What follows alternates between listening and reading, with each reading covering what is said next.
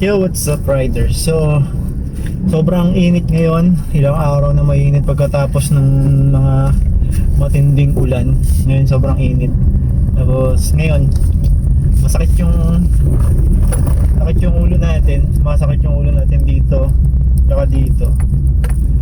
Dahil din sa na sobrahan ako ng pagbuhat ng C2. Tsaka ng mga sesto.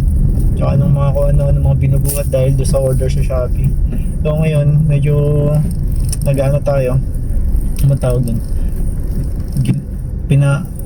Paunan lunas para mawala yung sakit ng ulo. So ganito yung madalas na ginagawa ko. Matagal ko na ginagawa to. Yan, yellow, tapos babalutin ko siya dito sa towel. Ilagay ko dito. Pwede naman diretso na. Minsan diretso na nga yung ginagawa ko eh. Yan, pag nasa labas ako. Ganito yan. So nababawasan naman yung tension, yung sakit ng ulo ko pag ginagawa ko ito. Hanggang dito yan sa likod yan. Kaya sumasakit to. Tsaka to dahil sa nerve pain. May nerve pain kasi ako dahil sa scoliosis ko. So hindi naman siya high blood. Hindi siya yung puputok yung batok. Hindi ganun, nandito siya lagi. Tapos namamanhid na yung dito ko.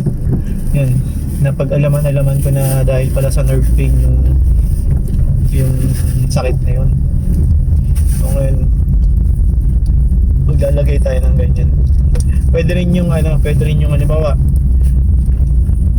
malamig na tubig, yung tubig na may yelo kasi malamig talaga. Tapos bubuhos natin sa ulo natin ganun. Yan, makakatulong yung makawala ng sakit. Tapos syempre pag nawala yung sakit, kailangan na ng exercise na ulit. So, ngayon kasi hindi kasi ako nakapag-exercise. Sobrang busy. Hindi maisingit talaga, as in talaga.